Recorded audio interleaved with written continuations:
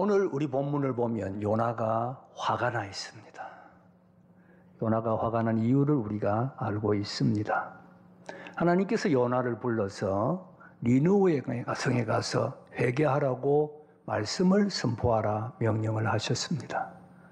니느웨 성이 죄악이 가득 차서 하나님의 심판을 받게 되었는데 하나님 심판하기 전에 선지자 요나를 보내서 회개를 외치도록 명령하신 것입니다. 그래서 요나의 설교를 듣고 요나의 전도를 듣고 그들이 회개하면 용서해 주자. 이것이 하나님의 뜻이었습니다. 요나는 하나님의 명령을 받았지만 갈 마음이 없었습니다. 왜냐하면 당시 니느웨는 아수르라는 나라의 수도인데 아수르는 이스라엘의 원수였기 때문입니다. 그저 기회만 있으면 쳐들어와서 사람들 죽이고 성을 불태우고 파괴하고 좋은 것을 다 빼앗아갑니다.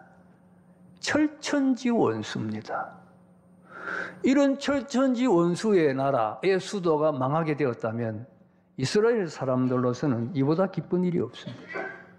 요나도 이스라엘 사람입니다. 요나가 니느웨가 죄로 망하게 되었다는 소식을 들어 아마 속으로 박수를 치면서 좋아했을 것입니다. 그런데 하나님이 거기 가서 회개하라고 전하라니 이건 요나가 볼 때는 말이 안 되는 이야기입니다. 요나가 도망가야 된다. 그렇게 생각하고 다시스로 가는 배를 탔습니다.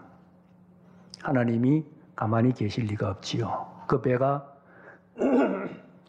풍랑을 만났고 요나가 바다에 던져지고 하나님은 큰 물고기를 예비하고 계셨고 물고기가 요나를 삼켰고 3일 있다가 물고기가 요나를 토했습니다. 육지에다 토했습니다.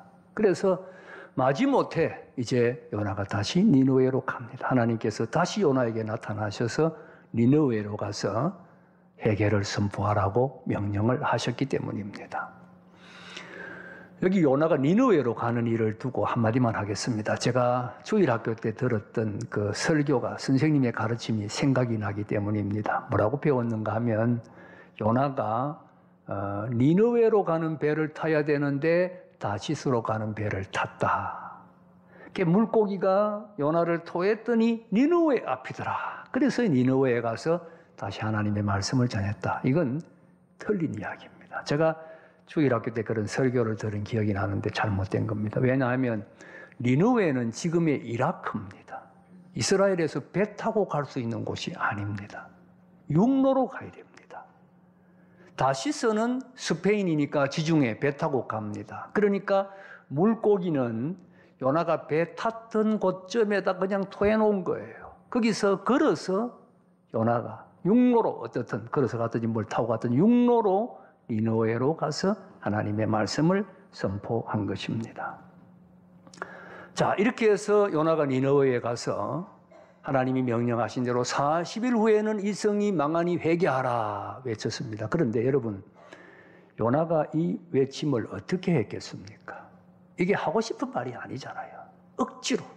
회개 안 했으면 좋겠는데 하나님이 시키니까 억지로 하니까 어떻게 회개? 아마 사람들 쳐다보지도 안 하고 하늘을 향하여 회개하라 뭐 이런 식으로 외쳤는지 모르겠어요. 속마음은 회개 안 하기를 바라면서 어쨌든 하나님 시키니까 회개하라고 외치는 거예요. 억지로 외치는 거예요. 우리가 짐작할 수가 있습니다. 또 요나서 3장을 보면 니느웨는 큰 성이기 때문에 3일 길이라. 이 말은 성을 대충 이렇게 돌아다니려면 3일은 걸린다는 이야기인데 요나는 며칠간 외쳤습니까? 딱 하루 외쳤습니다. 딱 하루 돌아다니면서 외쳤습니다. 그것도 시원찮게 대충 그냥 소리만 지르고 말았습니다. 그런데 그렇게 시원찮게 외쳤는데 놀라운 결과가 일어납니다. 한 사람 두 사람 회개하기 시작하는데 굵은 베옷을 입고 제에 앉아서 통회하며 회개합니다. 마침내 왕에게까지 이 소식이 들어가고 왕도 보좌에서 내려앉아서 제에 앉아서 베옷을 입고 회개하면서 온 성의 왕이 조서를 공포합니다. 모든 니느웨 성 사람들은 가축까지 금식하라. 우리가 하나님 앞에 강포를 행했다. 돌이키자. 회개하자. 온 성에 회개의 역사가 일어납니다.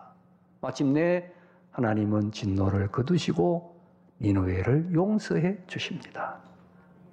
요나가 하나님의 말씀을 전한 다음에 어떻게 되나 지켜보려고 성 밖에 동쪽에 초막을 하나 짓고 그 초막 아래 앉아 있습니다. 5절에 보면 초막을 지었다 그랬는데 말이 초막이지 무슨 집을 지었겠습니까? 집을 지을 재료가 있는 것도 아니고 대충 나무를 얼기설기 얽어놓고 그 밑에 앉아 있는 것이지요. 그리고는 성을 지켜보고 있는데 설마 했던 일이 일어나고 있는 겁니다. 온 성의 사람들이 회개하고 임금까지 회개하는데 마침내 하나님이 진노를 거두시는 거예요. 요나가 억울하고 기가 차서 견딜 수가 없어요. 이럴 수는 없는지 싶은 거예요. 그래서 하나님 앞에 불평을 토합니다. 하나님, 내가 고국에 있을 때 이렇게 될 거라고 말하지 않았습니까? 그래서 내가 도망갔는데 여호와는 은혜로우시며 자비로우시며 인자하시며 이내가 거시사 노하기를 더디하시고 재앙을 돌이켜 내리지 아니하시는 하나님이신 줄을 내가 알았습니다. 벌써 요나가 하나님이 명령하실 때부터 알았다는 거예요. 하나님 자비로우신 하나님, 내가 회개하라고 외치면 회개하고 회개하면 그러면 용서해 줄 거다. 이게 싫어서 하나님 내가 도망갔는데 왜 나를 억지로까지 여기 데리고 와서 결국은 이 사람들 회개하게 만들고 이 성을 용서하십니까? 요나가 하나님 앞에 화를 내면서 한다는 말이 하나님 차라리 내 생명 거두어 가세요. 내가 이런 모양 이 사람들이 용서받는 이 모습 보느니 차라리 죽는 것이 낫겠습니다 하고 대들고 있는 겁니다. 요나의 마음 이해할 수 있습니다. 아니 니느웨가 그동안 얼마나 이스라엘을 괴롭혔는데요. 이 아수르 사람 때문에 이스라엘에 죽은 사람이 얼마나 많습니까? 고아가 얼마나 많아지고 과부가 얼마나 많아졌는데요. 도대체 하나님이 이스라엘 편입니까? 아수르 편입니까? 요나로서는 이해를 할 수 없는 거예요. 어떻게 하나님이 이럴 수가 있습니까? 아수르를 용서해 주시다니 하나님이 이럴 수가 있습니까?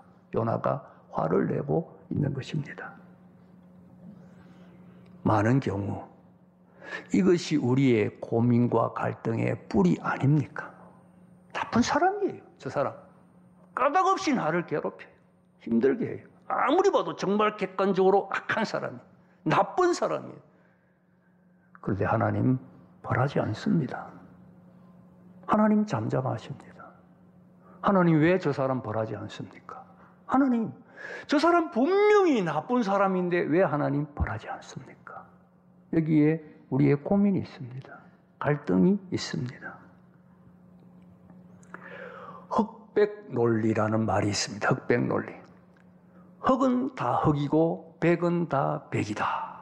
그러니까 속된 편으로 도 아니면 개다 이 말처럼 나쁜 거는 전부 나쁜 것이고 좋은 거는 전부 좋은 것이다. 이게 인간관계에 적용이 되면 우리나라 사람들이 특별히 인간관계에 흑백 논리가 많습니다. 나한테 잘해주는 사람은 전부 좋은 거예요. 전부 그 사람은 좋은 것밖에 없어요. 나한테 나쁘게 대하는 사람은 전부 못된 거예요. 전부 나쁜 거예요. 이게 흑백 논리입니다. 여러분, 나한테 잘 대해주는 사람도 나쁜 점이 있습니다. 사람인데 그 나쁜 점 볼 수 있어야 됩니다. 나한테 나쁘게 대하는 사람 좋은 점이 있습니다. 얼마든지 좋은 점이 있습니다. 그 좋은 점도 볼 수 있어야 합니다. 나아가 하나님의 시선이 있습니다. 더 중요한 것입니다. 내가 보는 시선이 있고 하나님 보는 시선이 있습니다. 내 뜻이 있고 하나님의 뜻이 있는데 우리는 내 뜻과 하나님의 뜻이 일치할 때는 좋다 그럽니다. 내 뜻과 하나님의 뜻이 어긋날 때 불평합니다. 원망합니다. 고민합니다.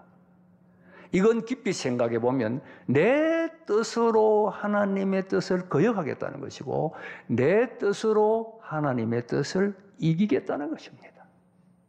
여러분 분명히 아세요. 하나님은 양보하지 않습니다. 하나님이 한번 뜻을 정하면 하나님은 절대로 양보하지 않습니다. 어떤 일에서 양보하지 않습니다. 따라서 내가 하나님의 뜻과 내 뜻이 어긋날 때 내 뜻을 포기하지 않는 한 내 마음에 평안은 없습니다. 절대로 내 마음에 평안이 없어요. 평안할 수가 없습니다. 내 뜻을 포기해야 하는 것이지요. 하나님이 요나에게 가르쳐 주십니다. 실물 교습을 하십니다. 하나님이 박능쿨을 하나 준비해서 요나가 앉아있는 그 초막으로 박능쿨이 자라게 하셨습니다. 그래서 그 박능쿨로 요나가 앉아있는 그 자리에 햇빛을 막아서 그늘이 지게 했습니다. 그러니 요나가 만든 초막을 우리가 상상할 수 있습니다. 지붕도 없는 그냥 얼기설기 얽어놓은 그런 초막이에요. 근데 거기에 박능쿨이 자라가지고 딱 햇빛을 덮어주니까 뜨거운 지역이지 않습니까? 요나가 얼마나 좋습니까? 그 박능쿨로 인하여 요나가 기뻐했어. 야, 시원해서 좋다. 그런데 하나님이 그 다음날 새벽에 벌레를 딱 준비해가지고 박능쿨을 갉아먹게 하셨어요. 박능쿨이 벌레가 깎아먹으니까 시들어 버렸습니다. 그런데 그 다음날 아침에 해가 뜨니까 해가 뜨겁게 내려쬐는데 동풍까지 뜨거운 바람까지 불게 했습니다. 요나가 초막 밑에 앉아있는데 햇볕은 내려쬐고 뜨거운 바람은 불어오는데 보니까 박능쿨이 시들어 버린 거예요. 요나가 또 화를 내면서 박능쿨이 말다 버렸다고 내가 죽는 것이 좋겠다고 하나님 앞에 화를 내고 불평을 합니다. 그래서 하나님께서 요나에게 묻습니다. 요나야, 내가 박능쿨 때문에 썩내는 것이 합당하냐? 요나의 대답이 맹랑합니다. 하나님, 내가 죽기까지 성을 낼지라도 합당합니다. 하나님께서 말씀하십니다. 요나야, 너는 네가 심지도 아니한 박능쿨, 네가 기르지도 아니한 박능쿨, 하룻밤에 났다가 하룻밤에 말라버린 박능쿨도 그렇게 아끼는데 저 큰 성읍 니느웨에는 좌우를 분별하지 못하는 12만 명이 있다. 그 12만 명을 내가 아끼는 것이 합당하지 않냐? 그 12만 명을 내가 아끼는 것이 합당하지 않냐? 12만 명이라는 하나님의 형상으로 지어진 고귀한 생명이 있는데 내가 그들을 아껴야 하지 않겠느냐? 하나님 마음입니다. 12만 명을 그냥 내가 버려야 되겠느냐? 하나님의 마음입니다. 너는 그 나라가 니네 나라를 괴롭히는 것만 생각하지만은 그대로 버려두면 심판받고 심판받으면 영원한 멸망받는다. 그들이 영원한 멸망을 받는데 할 수만 있으면 그들을 구원해 주어야 하지 않겠느냐? 그들을 사랑해 주어야 하지 않겠느냐? 하나님의 마음입니다. 쉬운 예로 일본을 한번 생각해 보십시다. 일본은 36년 우리가 잘 아는 대로 우리를 식민 통치했습니다. 2차 대전 중에 일본이 점령했던 나라가 우리나라만이 아니지요. 중국도 많은 부분 점령했고 대만도 점령했습니다. 그런데 유독 우리나라에게 제일 악랄하게 했습니다. 우리는 이름도 다 일본식으로 바꾸고 말도 일본 말만 사용하도록 했습니다. 저희는 아예 우리나라를 일본의 한 부분으로 가까우니까 아예 일본의 한 부분으로 만들려고 하는 저희가 있었습니다. 뿐만 아닙니다. 군인으로, 위안부로, 노동자로 얼마나 많이 끌고 갔습니까? 또 얼마나 많은 사람을 죽였습니까? 정말 일본은 우리에게 나쁜 짓을 행했습니다. 그런데 문제는 여기에 대해서 일본 정부가 진심으로 잘못했다고 생각하고 있느냐 하는 거예요. 잘못했다고. 여러분, 독일도 2차 대전 때 나쁜 짓 많이 했습니다. 일본보다 더 많이 했을 수도 있어요. 그러나 독일은 지금 독일 사람들 그들의 할아버지 아닙니까? 우리 할아버지들은 나빴다. 이게 공식 입장이고 진심으로 그렇게 생각하고 그 할아버지 나치는 나쁜 사람들이다. 교과서에서도 그렇게 가르칩니다.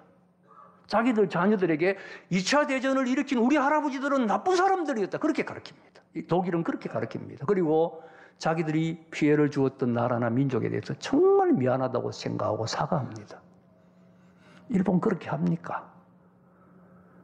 일본이 모르겠어요. 겉으로는 우리가 잘못했다 말하는지 몰라도 속으로는 잘못했다고 생각 안 하고 있습니다. 어떻게 할 수 있느냐? 아니, 잘못했다고 생각하면 자기들의 그 전쟁 일으킨 할아버지 들을 갖다가 국립묘지 비싼 데다가 갖다 묻어놓고 참배하러 갑니까? 그 말이 안 되잖아요.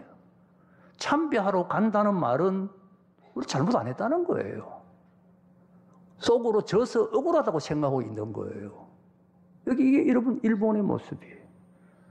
거기에다가 우리나라한테는 독도까지 자기 땅이라고 우기고 있지 않습니까? 정말 생각하면 나쁘고 약오릅니다.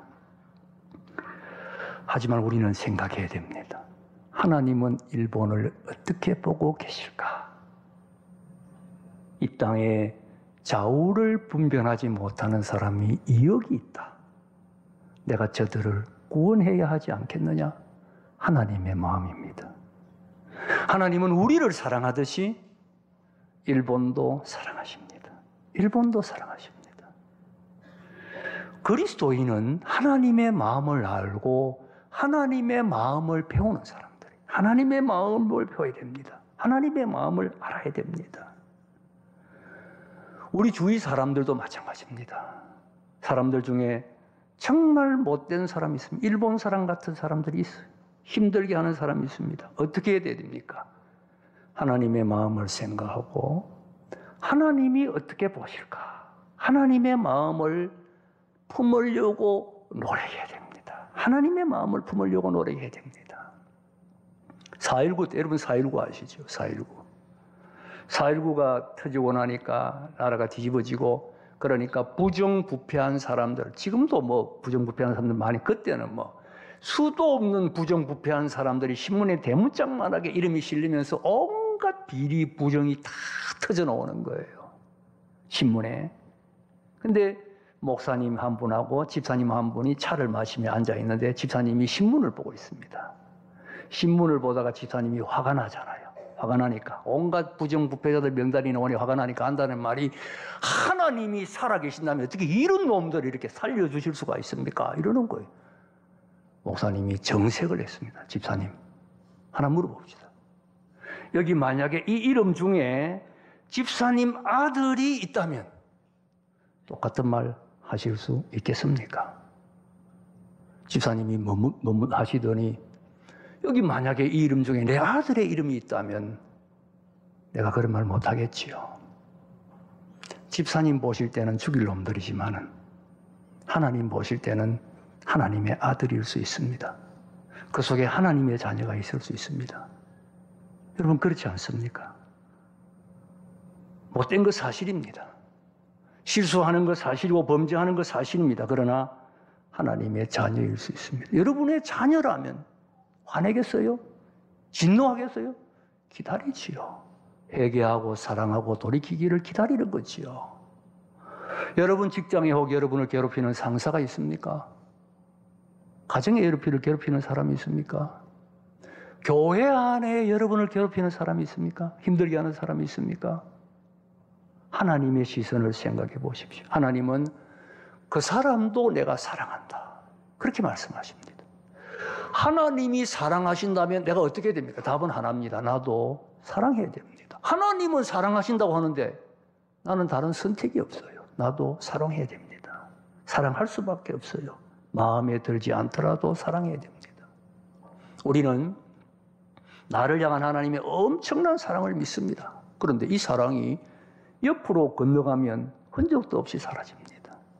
하나님이 나를 그렇게 사랑하신다면 그 사람도 그렇게 사랑하시는 거예요. 똑같이 사랑하시는 겁니다. 하나님이 사랑하는 대상이라면 나도 사랑해야지요. 하나님이 사랑하는 대상을 내가 미워하면 하나님 앞에서 그렇게 안 되지요.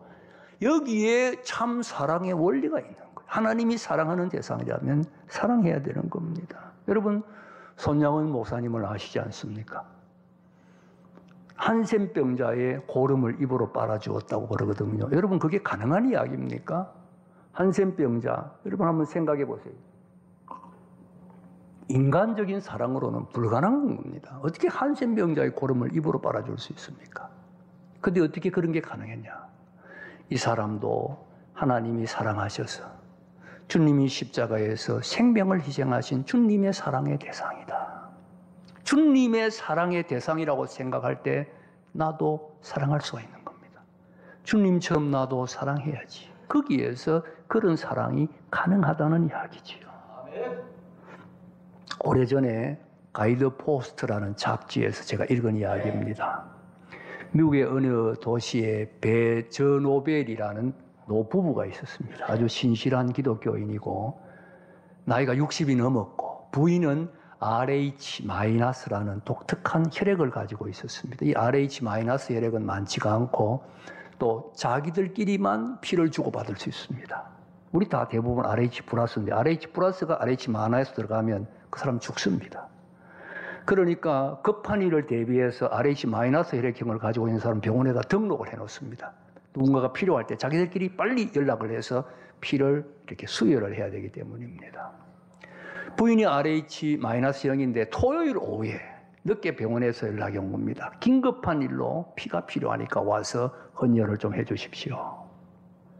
사람이 죽어가고 있다는데 안 갈 수가 있습니까? 남편과 함께 병원으로 달려갔습니다. 그래서 어떤 사람인데 영문도 일단 모르고 수혈부터 지금 급하니까 하는 거예요. 헌혈을 하고 수혈을 합니다. 아내의 피가 어떤 사람에게로 지금 들어가고 있는데 남편으로서는 궁금하잖아요. 저 사람이 어떻게 해서 갑자기 이렇게 피가 필요하게 되었을까? 그래서 주위에 있는 사람들 알만한 사람 물어봅니다. 저 사람 무슨 사고 당했습니까? 교통사고입니까? 아니라는 거예요. 수술하다가 갑자기 뭐가 잘못돼서 그런 것도 아니라는 거예요. 그럼 어떻게 된 거냐? 물어보니까, 알아보니까 어머니 날에 어머니 집에 자녀들이 다 모였답니다. 어머니 날에 어머니 집에 자녀들이 다 모였으면 연로하신 어머니 앞에서 뭐 해야 됩니까? 어떻게 하면 우리 연로하신 어머니 남은 생에 잘 섬길 수 있을까? 이런 거 이야기해야 되는 거 아닙니까? 그런데 이 자녀들은 모여가지고 뭘 했느냐? 우리 어머니 세상 떠날 때가 다 됐는데 재산을 어떻게 하느냐? 싸움이 벌어진 거예요. 어머니 재산 가지고. 싸움이 커져가지고 칼부름이 일어난 겁니다. 칼부름이 일어나서 칼에 찔린 거예요. 이것을 아니까 이 남편이 화가 머리끝까지 올라가는 겁니다. 이 버러지밭도 못한 쓰레기 같은 인간을 위하여 내 아내가 피를 주어야 하느냐. 그러나 이왕 수혈하는 거, 헌혈하는 거 착한 마음으로 하자 하고 참았습니다. 그래서 피를 헌혈하고 돌아왔는데 다음 날이 토요일 오후 주일이잖아요. 주일날 이 부인이 교회에 맡은 일이 있어가지고 몸을 무리했습니다. 결국 쓰러진 거예요. 병원에 입원을 했습니다. 남편이 누워있는 아내를 보니까 화가 머리끝까지 올라가는 겁니다. 아니, 내 아내가 그 어머니 앞에서 재산 싸움하는, 그래서 칼부림하는 그 쓰레기 같은 인간을 위하여 내 아내가 이렇게 고생을 해야 하느냐. 하나님 이럴 수가 있습니까? 그 벌레 같은 그런 인간 때문에 하나님 내 아내가 이렇게 고생해도 됩니까? 원망스러운 기도를 드리는데 마음속에 하나님의 음성이 들려옵니다. 로마서 5장 8절을 읽어보아라. 하나님의 음성이 들려옵니다. 로마서 5장 8절을 찾았습니다. 같이 한번 읽어보십시다. 시작. 우리가 아직 죄인 되었을 때에 그리스도께서 우리를 위하여 죽으심으로 하나님께서 우리에 대한 자기의 사랑을 확정하셨느니라. 우리가 아직 죄인 되었을 때, 그렇지. 내가 죄인 되었을 때, 알고 보면 내가 쓰레기보다 못한 인간이었을 때 하나님이 나를 사랑하셔서 나를 위하여 독생자를 주심으로 하나님의 사랑을 확정하셨지. 그렇지. 그렇다면 그 사람도 정말 못된 사람이지만 하나님의 사랑의 대상일 수 있겠구나. 하나님은 그 사람도 사랑하셔서 그 사람을 위하여 독생자를 주실 수 있겠구나. 남편의 마음에 하나님의 사랑이 가득 찼습니다. 그의 눈에 감사와 감격에 뜨거운 눈물이 흘렀습니다. 여러분, 무엇이 불만입니까? 무엇이 고민입니까? 우리의 고민의 뿌리에 하나님의 뜻을 거역하려는 마음이 없습니까? 내 뜻을 쳐서 복종시키고 하나님의 뜻에 순종해야 됩니다. 여러분 보세요. 요나가 니느웨 성 사람들도 하나님이 사랑하시고 니느웨 성 사람들도 구원받기를 원하신다는 하나님의 뜻을 요나가 알았더라면 요나의 마음이 편하지 않았겠어요? 그 성 사람들이 회개하고 구원받는 것을 볼 때 기뻐하고 하나님 앞에 감사할 수 있었을 것입니다. 요나가 다른 사람 아닙니다. 거울을 보십시오. 내 모습입니다. 우리의 불평의 뿌리에 하나님의 뜻을 거역하려는 마음이 있습니다. 하나님의 뜻에 순종해야 됩니다. 하나님의 뜻을 생각하면 모든 사람은 내가 사랑해야 될 대상일 뿐입니다. 불쌍히 여기고 아무리 나쁘게 한 사람, 나를 나쁘게 한 사람, 악하게 한 사람도 사랑하고 불쌍히 여기게 됩니다. 그런 마음을 가질 때 우리 마음에 진정한 평안이 있고 기쁨이 있고 은혜가 있습니다.